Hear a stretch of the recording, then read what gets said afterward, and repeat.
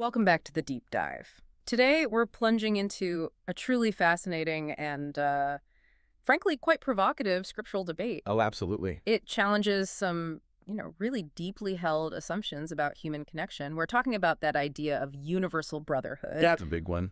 Is everyone truly your brother, like some groups teach? Or does the Bible actually define these relationships with, well, surprising, maybe even startling precision?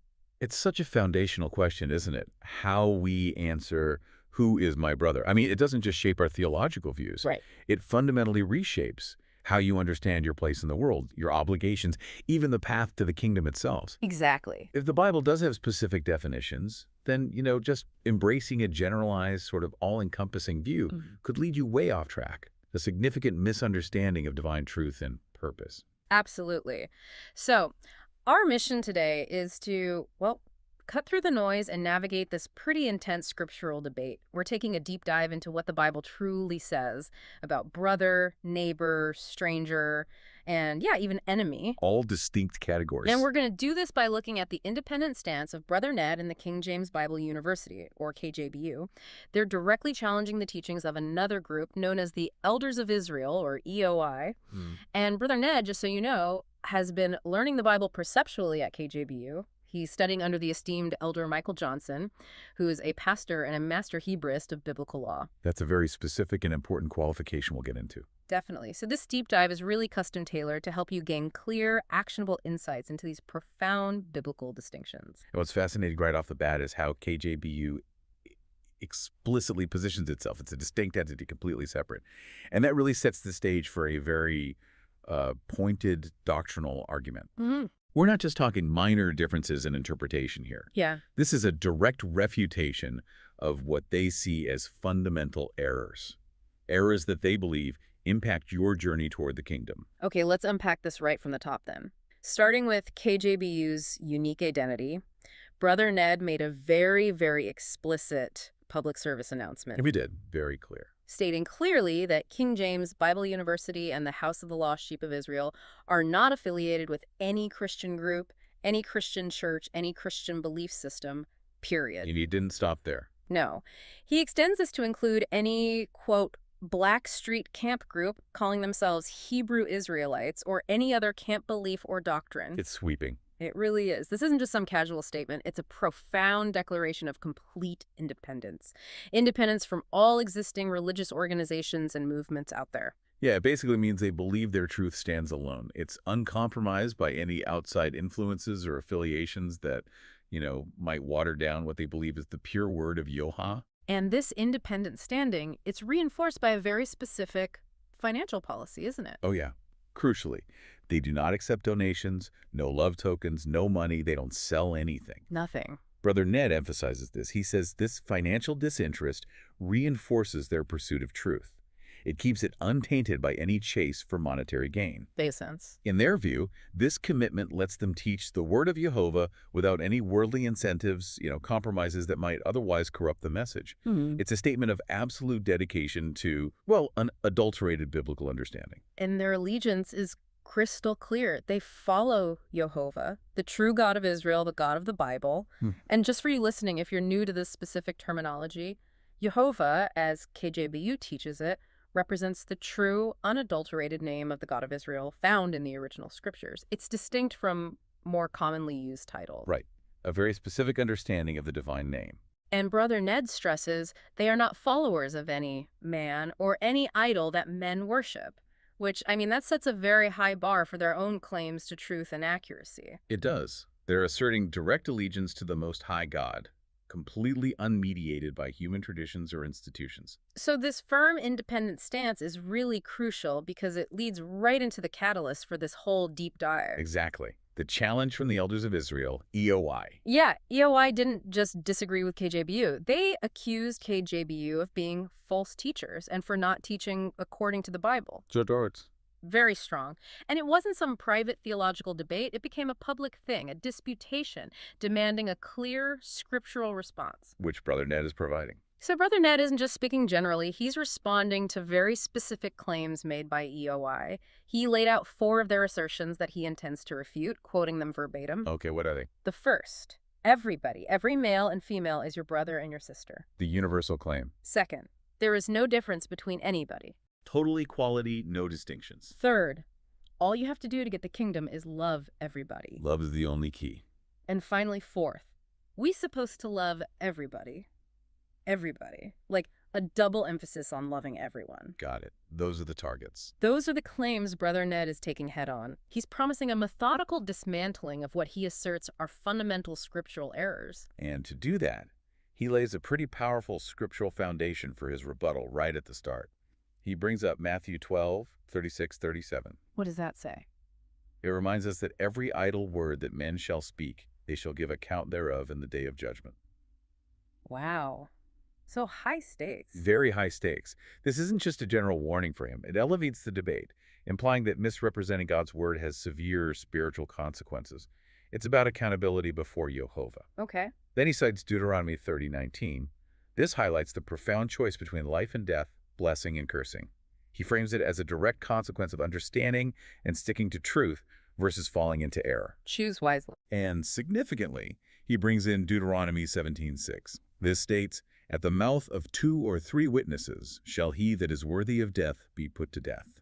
That sounds intense. How does he apply that here? He interprets it not just as, an ancient legal principle, but as the spiritual method for dealing with falsehood. Okay. It signifies that EOI's claims, if proven false by multiple scriptural witnesses, these biblical verses he's going to bring are not merely incorrect. They represent a kind of spiritual death, an utter rejection of sound doctrine. So he's saying these ideas need to be put to death scripturally. That's the framework, systematically putting to death what he views as foolishness and lies, based on what he presents as irrefutable biblical evidence. That is a powerful and, quite severe way to frame it. It signals that this isn't just about, semantic quibbles or theological preference. Not at all. It's about grave spiritual consequences, both for the teachers and for those who follow their teachings. Okay, so let's get into the first, maybe the most striking claim from EOI that Brother Ned tackles. Every male and female is your brother and your sister. The big one. He immediately counters this, just flat out calls it unbiblical. So for you, listening right now, the central question Brother Ned wants you to consider is, what does the Bible truly say a brother is according to his rigorous interpretation, beyond just a universal blanket statement? And this is where the nuance really begins. Brother Ned breaks down the definition of brother into several distinct categories. It goes way beyond a universal label. Okay. The most straightforward, maybe the most intuitive one, is the carnal brother. Meaning? Someone from the same womb sharing the same blood. He uses Genesis 4:1-2, the classic story of Cain and Abel. Right. They are brothers because they share that direct lineage from the same mother, Eve. Same bloodline. This is the most basic, sort of undeniable form of brotherhood in the scriptures. That makes perfect sense. That's the definition we all kind of grasp instinctively.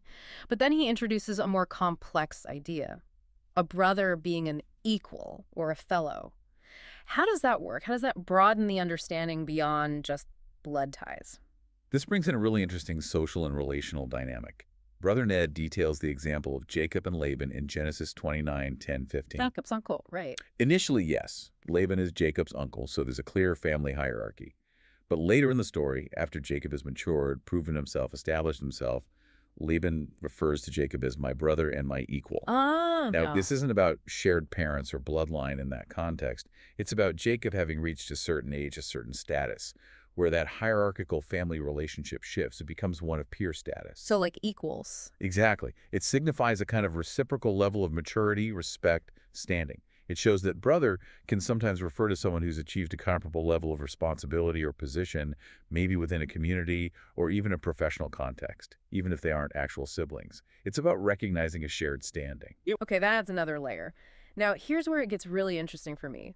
The spiritual dimension of brotherhood. What does Brother Ned mean by a fellow disciple, a follower, or a believer being a brother? This feels like a totally different realm. It is. He unpacks this by explaining how salvation of Jehovah defines his own mother and brethren. And just to remind listeners, when we say salvation of Jehovah here, we're referring to the figure commonly known as Jesus Christ, identified by KJBU using this specific, doctrinally significant name. Correct. And salvation of Jehovah defines his family, his brethren, as those which hear the word of God and do it. Hearing and doing, both. Both. Brother Ned references Luke 8:19-21 and Mark 3:31-35 to illustrate this spiritual kinship. But here's the crucial point, the one that directly challenges that universal brotherhood claim. What's that? Brother Ned emphasizes that this spiritual definition applies specifically to the lost sheep of the house of Israel. Only them. Specifically them, those who are fellow disciples and followers of salvation of Jehovah, who are actively hearing and doing his word.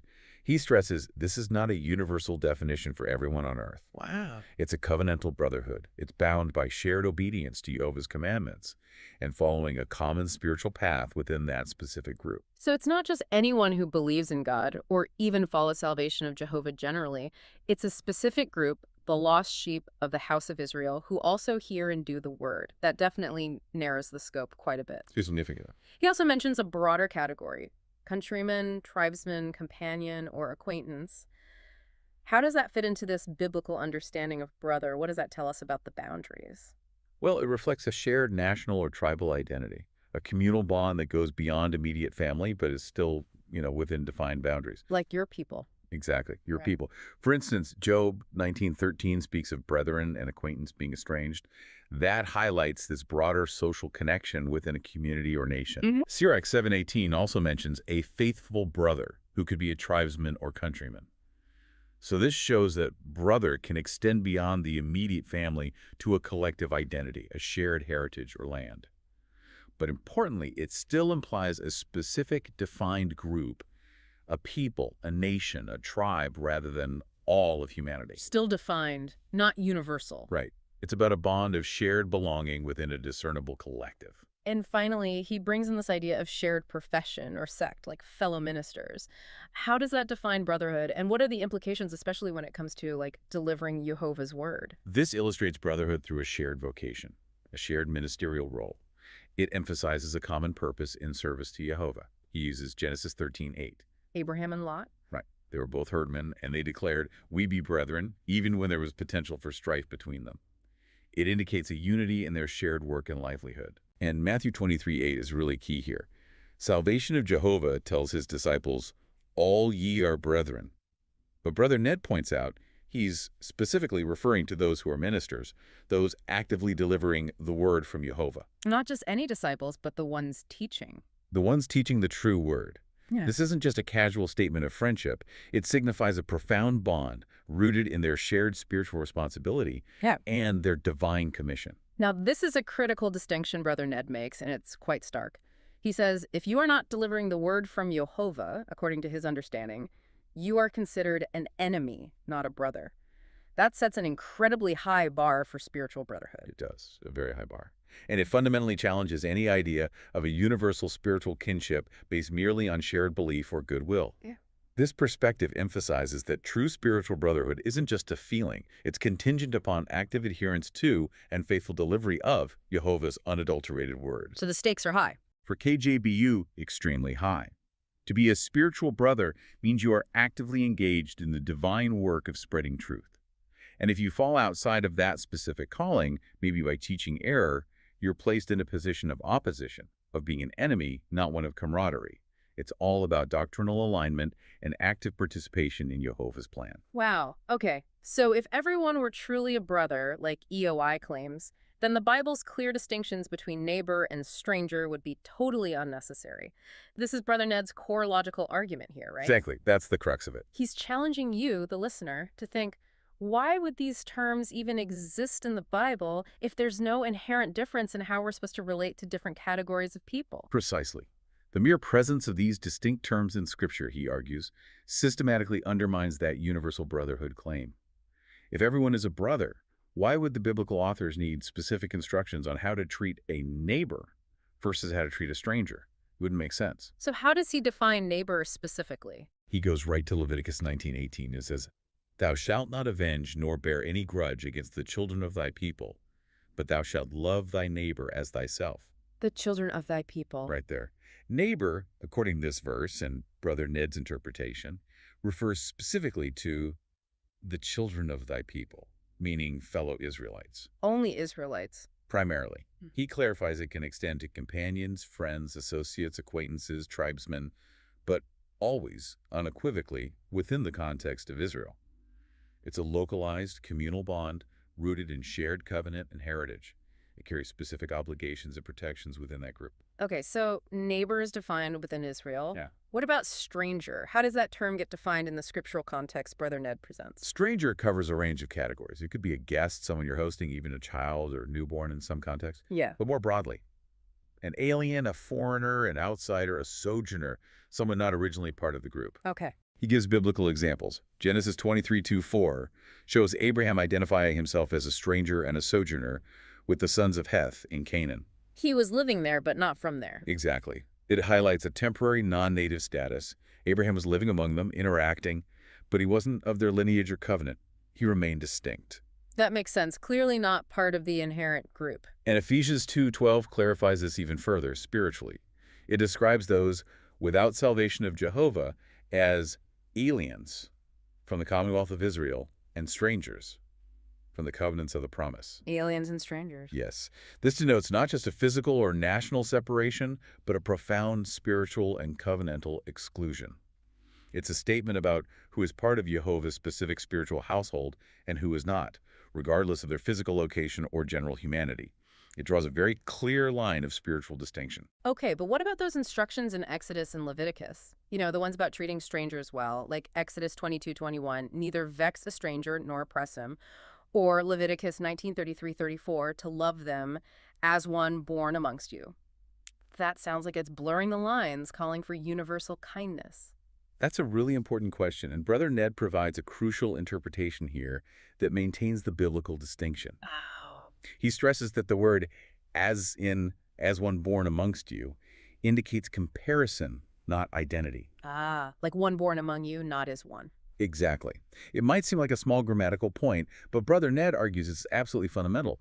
When Jehovah says, love the stranger as one born amongst you, he's not saying the stranger becomes Israel. He's saying they should be treated with the same level of kindness and justice that you would show a fellow Israelite. So it's about conduct, not status. Precisely. It's a call to compassion, equity, fair treatment, reflecting Jehovah's righteous character. But it does not imply absorption into the identity of Israel. You treat them like a native born in terms of kindness and fairness, but they aren't, as he puts it, the very thing. They are not truly Israel. They remain distinct in their covenantal standing. So kindness doesn't erase the divinely established boundaries of lineage and covenant. That's the argument. Kindness is commanded, but the distinction remains. And he uses the story of Rahab to really drive this point home. That's a powerful illustration. Yes, the Rahab example from Joshua 6:23 and Joshua 2:12-14 is quite telling. It reinforces this exact distinction. How so? Rahab and her family, her kindred, were indeed shown kindness. They were saved because she helped the Israelite spies. But the scripture explicitly states they were left without the camp of Israel. Outside the camp. Outside. This demonstrates a crystal clear distinction. They were treated well, spared, shown mercy, absolutely. But they were not integrated as Israelites. They were made a distinct category. It highlights that kindness toward a stranger doesn't automatically grant brotherhood or full integration into the chosen people of Israel. Wow. So mercy and distinction can coexist. According to this interpretation, yes.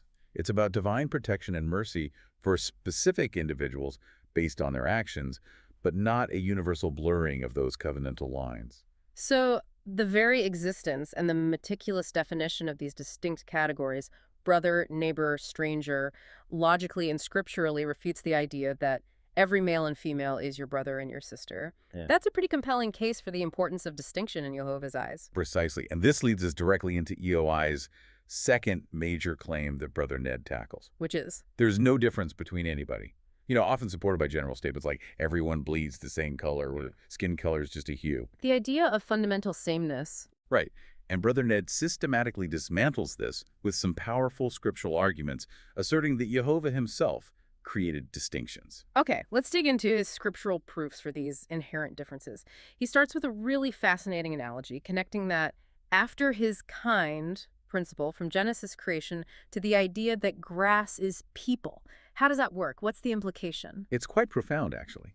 He begins with Genesis 1:11-12, where Jehovah creates plants after his kind. Right, specific types. Implying inherent design differences right from creation itself, a principle of distinct categories established by the Creator. Okay. He then spiritually connects this to humanity using Isaiah 47, which says, the people is grass, And 1 Peter 1:24-25 stating, all flesh is grass. Okay, so humanity is likened to grass, and God created everything after it's signed. This isn't just a poetic comparison, then. No, he argues it's far more profound than that. Brother Ned then presents this impactful statistic. More than 11,000 types of grass. 11,000, wow. His logical leap here, and it's a significant one, is this. If people are spiritually likened to grass, and there are so many distinct types of grass, then this spiritual comparison implies more than one type of people. Ah, I see. Diversity within the category. Exactly. It's not just a clever analogy. It's a foundational challenge to the idea of complete sameness. Think about it. If Jehovah created everything after its kind, and if humanity is likened to grass, a category containing immense diversity, from wheat to weeds, each with its own nature and purpose, then Brother Ned argues that saying there is no difference between anybody fundamentally misunderstands divine creation. It's just designed distinction. Right. Design distinction among people, not just superficial variations. It compels us to look beyond simplistic ideas of universal sameness and consider inherent created differences. That's a truly thought-provoking way to frame it, starting from creation itself. But beyond analogies, does he point to explicit distinctions made by Jehovah himself, identifying specific groups? Absolutely. He gets very specific. He highlights 2 Esdras 5:23-27. This passage says that out of the multitudes of the peoples, Jehovah has gotten thee one people. One chosen people out of many. A divine declaration of selection. He then explicitly identifies this chosen people as Israel, citing Ezekiel 25. There, Jehovah unequivocally states, in the day when I chose Israel, and made myself known unto them in the land of Egypt. An active choice. An active divine choice. And to solidify this, he uses 1 Kings 8:53. It says, Jehovah didst separate them, meaning Israel, from among all the people of the earth to be thine inheritance. Separated. Chosen and separated. Chosen and separated. For Brother Ned, this is irrefutable proof of inherent, divinely ordained differences between groups of people, a unique status given to Israel. That's a very strong theological statement. Jehovah chose one people and separated them. But then he takes it even further, citing scriptures that describe other nations as, well, nothing. That sounds quite harsh. How does Brother Ned interpret that without sounding like it dismisses their humanity? This is, undeniably, a challenging point. It requires careful understanding within Brother Ned's framework. When scriptures like 2 Esdras 6:56 say, as for the other people, thou hast said that they are nothing, but be like unto spittle, or Isaiah 40:15 describes, the nations are as a drop of a bucket, and they are counted as the small dust of a balance. Yeah, that sounds dismissive. Brother Ned emphasizes that this is not a condemnation of their individual humanity. It's not an endorsement of mistreatment or hatred. Instead, he interprets it as a profound theological declaration about their covenantal standing in relation to Jehovah's singular chosen people, Israel. So it's about their place in the specific plan, not their worth as people. Precisely. The imagery isn't about their lack of intrinsic human worth. It's about their lack of direct inheritance in the specific covenants and promises made exclusively to Israel. It underscores Jehovah's absolute sovereignty and the unique, set-apart relationship he established with Israel. It forces you to grapple with divine election. It does. And the specific, sometimes exclusive nature of God's dealings with his chosen people. It highlights that while all humanity is Jehovah's creation, not all are positioned equally within his specific redemptive and covenantal plan as revealed in Scripture. It's about a spiritual hierarchy of relationships established by the Creator, not by human judgment. Okay, so if Jehovah chose one people, Israel, is it just about genetic lineage then? Are you automatically Israel if you're born into that line, or is there more to it?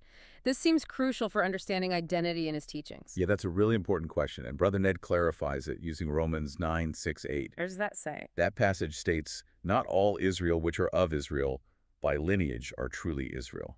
So birth isn't enough. Not sufficient on its own. He explains there's an additional requirement. Mm. The promise. Those who are children of the promise are accounted for the seed. Mm. Meaning belief and active obedience to Jehovah's word are necessary to be truly counted as Israel. It underscores a spiritual distinction, not just a genetic one, even within the chosen group itself. So it's about living the covenant. Right. It's about whether you are living according to the covenant, actively hearing and doing the word, not just being born into the lineage. That active adherence is what truly counts you as part of the seed, part of true Israel. So what this means for you, the listener, is that it's not just a birthright. It's an active adherence to Jehovah's word that determines true identity and covenantal standing. Which leads us perfectly to EOI's next big claim. Let me guess. All you have to do to get the kingdom is love everybody. You got it. Portraying love as the sole baseline requirement. Brother Ned clearly takes issue with this simplification. He sees it as a dangerous reduction of Jehovah's full demands. He does. He absolutely acknowledges that love is crucial. It's vital, a key part of Jehovah's law. But he argues it is demonstrably not the only requirement for entry into the kingdom. Just one piece of the puzzle. Exactly. To claim it's the sole prerequisite is, in his view, a grave theological error. It overlooks the comprehensive nature of what Jehovah actually demands. He systematically unpacks Jehovah's multifaceted requirements, starting with Deuteronomy 10:12. What does that verse lay out? It's pivotal. It asks, what does the Lord require of thee? And then it lists far more than just general love. It's a comprehensive list. Okay, break it down for us. What's on the list? First, to fear, which he interprets as to desire the Spirit of God thy guide. That speaks to a deep, reverential desire to be led by Jehovah. Desire God's guidance. Yeah. Then, to walk, meaning to live in all his ways. That implies a life lived according to his statutes, his principles. Live by his rules. Next, to love him, God, which is that unique spiritual vow or promise we touched on earlier. The promise to God. And finally, to serve the Spirit of God, thy guide, with all thy heart, with and with all thy soul, to keep the commandments of the Lord and his statutes. Keep the commandments and statutes? Right, so you see, love for God is right there, but it's integrated within a much broader framework. Fear or desire, obedience, service, and adherence to Jehovah's entire law. It's clearly not a standalone, all-encompassing requirement. He also reinforces the necessity of obedience itself, right? As key to being Jehovah's people. Yes, definitely. He uses Exodus 19:5. It states, if providing ye will obey my voice and keep my covenant, then Israel will be a peculiar treasure. Conditional. Very conditional. Jehovah's favor and Israel's unique status are predicated on their active obedience to his voice and his covenant. It's foundational. Makes sense. And salvation of Jehovah's own words in Matthew 4:4 reinforce this holistic requirement. He says, man shall not live by bread alone, but by every word that proceeded out of the mouth of God. Every word, not just the parts about love. Exactly. Well, it emphasizes adherence to all of Jehovah's word, not picking and choosing just one aspect like general love. It's about a complete submission to Jehovah's instructions, covering all of life and doctrine. and what does he consider the ultimate summary? Like the bottom line, the conclusion of the whole matter when it comes to our duty? For that, he goes to Ecclesiastes 12:13-14. It declares, fear God and keep his commandments, for this is the whole duty of man. Fear God and keep his commandments. That's the whole duty. That's the whole duty. This holistic responsibility, Brother Ned argues, encompasses far, far more than just a generalized love. It's about comprehensive, active, unwavering obedience to Jehovah's entire law, reverence, action, devotion. That is the complete framework for entry into the kingdom, not a simplified single requirement. Okay, so no blanket requirements. Which brings us to the nuanced nature of love itself. EOI asserts we're supposed to love everybody and that Jehovah doesn't want anyone to hate. But Brother Ned explains that love isn't this monolithic thing in the Bible. Right. Not one size fits all. It functions differently depending on the relationship. There are specific categories, specific obligations. This seems crucial for understanding how Jehovah actually expects us to relate to different people. Exactly. He categorizes love into specific types, each with distinct obligations and implications. It's very structured. Okay, what's the first category? First and highest is love for God. This is the deepest, most profound love. Deuteronomy 6:4-5 commands us to love Jehovah with all thine heart, your desire, with all thine soul, your spiritual body, and with all thy might, your power strength. All-encompassing. Totally. And this love is unique because it's framed as a promise or a vow made to Jehovah. Remember, Jehovah is a spirit. John 4:24 tells us. He deals in promises, spiritual covenants, not physical interactions like humans do. Numbers 23:19 reminds us Jehovah isn't the man that he should lie or repent. So our love for him is a spiritual promise. It's a complete devotion, an internal commitment to desire him, embody his will, and act with his power. It's the absolute foundation. That's a very specific, almost contractual way to understand loving Jehovah. Sets it apart. What about love for fellow human beings, starting with those closest in the covenant? Okay, next is love for our brother. Leviticus 19:17 says, thou shalt not hate thy brother in thine heart. And based on the context we discussed, this refers specifically to fellow Israelites, fellow believers within the covenant. Love within a whole. Right. It's an intimate covenantal love. It emphasizes unity, avoiding internal malice within the community of Jehovah's chosen people. Got it. Then what about neighbor? Love for our neighbor. We saw this in Leviticus 19:18. Thou shalt love thy neighbor as thyself. And again, Brother Ned anchors this definition. Mm. The neighbor is defined as the children of thy people. Back to fellow Israelites. Primarily, yes. Within that Israelite context, it implies a reciprocal relationship of care and respect within the covenant community, treating those within your people with the same regard you hold for yourself. Okay. Brother and neighbor are within Israel. Now, what about those who are not Israelites? The stranger dwelling with us. How are we commanded to love them, and what are the limits of that love? For the stranger, Brother Ned points back to Leviticus 19:33-34 and Deuteronomy 10:19. Treat the stranger kindly. Love them as one born amongst you, remembering you were strangers in the land of Egypt. Love them as one born among you. That comparative aspect again. It's a comparative love, compassionate treatment for those dwelling alongside Israel, recognizing that shared human experience of vulnerability, of being an outsider. But as we discussed, it's not about absorbing them into the identity of Israel. Right. Comparison, not identity. It's an extension of kindness and justice, reflecting Jehovah's character, but without erasing those fundamental distinctions. It's about hospitality and fairness, not making them Israelites. Okay. Now, this is the one that often sparks the most debate, maybe the most confusion. Love for our enemies. Yes, Matthew 5. Right. Matthew 5:43-44 directly addresses that common saying, thou shalt love thy neighbor and hate thine enemy. Salvation of Jehovah explicitly contrasts that. He commands, love your enemies. How does Brother Ned interpret this kind of love so it doesn't contradict the specific categories he's already laid out? This is a really crucial clarification, and Brother Ned is very, very precise here. He states emphatically that this love for enemies does not mean the same kind of love or personal affection or fellowship that you have with Jehovah or your spiritual brothers or your covenant neighbors or even the welcomed strangers. Different. Totally different. He explicitly says it's not, and I'm quoting him here, I love you like you, my brother, we cool and all.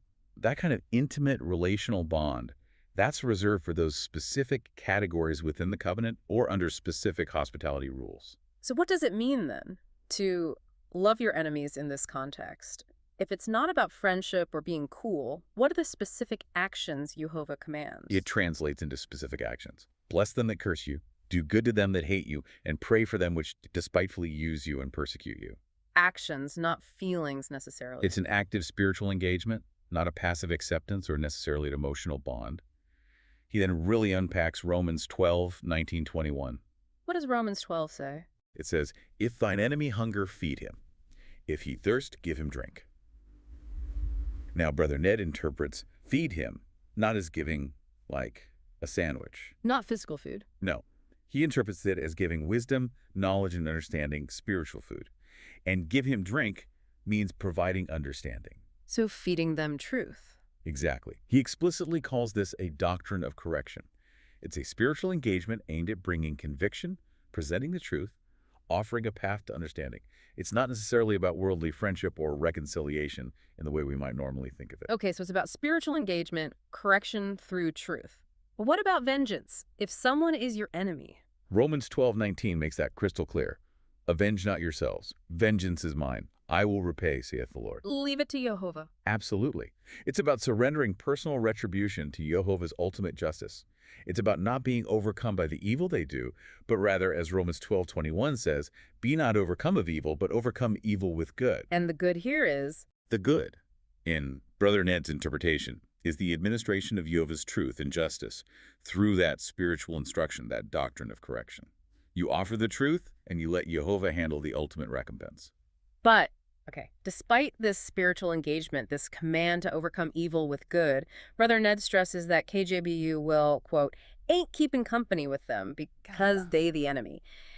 That seems like a really strong stance of absolute separation, even while offering correction. It is, and it's a core principle for them in dealing with doctrinal adversaries like EOI, especially those they deem to be teaching falsehoods. Where does he get that from? He cites 1 Corinthians 5:9-10, which warns against keeping company with fornicators or idolaters, people acting against Jehovah's law. And crucially, 2 Corinthians 6:3-17. Be not unequally yoked together with unbelievers, and come out from among them, and be ye separate, saith the Lord, and touch not the unclean thing, and I will receive you. Separation is commanded. He argues it's essential for maintaining doctrinal purity and unwavering allegiance to Jehovah. They will admonish, they will give the word, offer that path of correction. But they will not fellowship, they won't fraternize, they won't form alliances with those they identify as spiritual enemies due to their false doctrines. Wow. It's a separation based on spiritual alignment, maintaining a clear distinction between what they see as the true and the false. So a very clear line. Spiritual engagement to correct, yes, but absolute separation in terms of fellowship or alliance. Which brings us to the foundation of Brother Ned's teachings, the authority he leans on for these precise, uncompromising interpretations. Right. Where does this understanding come from? He's been learning the Bible perceptually, as he says, at the King James Bible University. That's right. And the authority behind KJBU's rigorous approach is Elder Michael Johnson. His mentor. His mentor, a pastor, and crucially, a master Hebraist of biblical law. Now, that title, Master Hebraist, isn't just a casual label. It indicates a profound level of specialized expertise, a mastery of the biblical languages and the legal texts. What makes Elder Michael Johnson so uniquely qualified? What does being a master Hebraist really mean in this specific context? Well, he's described as the world's expert in the language of Paleo-Hebrew, able to read and write in it fluently. Paleo-Hebrew, the ancient script. The ancient script. This is an incredibly rare and highly specialized skill, far beyond what most biblical scholars, pastors, or theologians possess. His qualification level is also significant. He's at the LX62 level, that's 82. 82, what does that signify? It means he can read and comprehend all 82 books in the King James Bible with the Apocrypha. And KJBU specifically counts Baruch with the letter from Jeremiah, which is the 6th chapter of Baruch, as a distinct 82nd book, not just part of Baruch itself. So complete mastery of the entire scriptural corpus recognized by them. Exactly.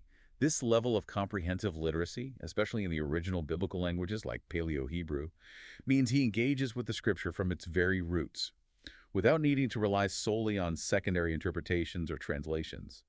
In their view, this gives him unparalleled authority in understanding Jehovah's word directly. Okay, so this deep, rigorous training, this expertise in the original language is what sets KJBU apart. And in their view, it highlights the errors of groups like EOI who lack that foundation. Precisely. This explains why Brother Ned is so confident in dismantling EOI's claims about biblical interpretation. How so? He argues that EOI falls into scriptural error partly because they seem to believe that, say, two individuals can just get together and arbitrarily interpret name meanings from Paleo-Hebrew that's been transliterated into English, or that they can simply make up what anything means within the Bible based on their own understanding. You can't just guess at Paleo-Hebrew meanings. Brother Ned states emphatically, no, that's something only a professionally trained master Hebraist can truly do. Someone who has dedicated years, decades maybe, to mastering the original languages, the grammar, the syntax, the cultural contexts. The idea that casual interpretation is efficient, in KJB's view, leads directly to the kind of fundamental errors they believe EOI is making. Now, here's a crucial point, and maybe one that sounds a bit contradictory at first listen. Elder Johnson's opposition is to those potentially superficial, piecemeal, perceptual interpretations that he believes can lead to fundamental errors unless they are grounded in the overarching framework provided by a master Hebraist's deep, comprehensive understanding of the original language and the spirit of the text. It's about genuine comprehension, divine perception, over just compiling verses or relying on potentially flawed fragments. Precisely. And this profound level of specialized expertise and their specific methodology is why KJBU, through Elder Michael Johnson, stands so firmly against anything less than what they consider a rigorous, holistic approach to Jehovah's Word. That makes their position much clearer. It redefines what learning the Bible truly means for them. It demands deep expertise and holistic perception. Well, this has been an incredibly enlightening deep dive. We started with a pretty provocative challenge, didn't we? That idea of universal brotherhood. We certainly did. And we've systematically, following Brother Ned's rigorous scriptural analysis, seen how that concept is fundamentally challenged by clear biblical distinctions. Yes, the Bible, according to this interpretation from Brother Ned and KJBU, provides very precise categories: brother, neighbor, stranger, and yes, even enemy. And these distinctions aren't just incidental details. Not at all. They profoundly shape our understanding of relationships, our obligations, the very nature of Jehovah's covenantal plan. They're really a call to precision, to discernment in our spiritual walk. And it's become abundantly clear that entry into the kingdom, according to this view, requires far more than just a generalized love everybody approach. Absolutely. It demands comprehensive obedience to Jehovah's commandments and statutes. That whole duty of man, fear God, keep the commandments, it encompasses reverence, service, adherence to every word that proceeds from Jehovah's mouth.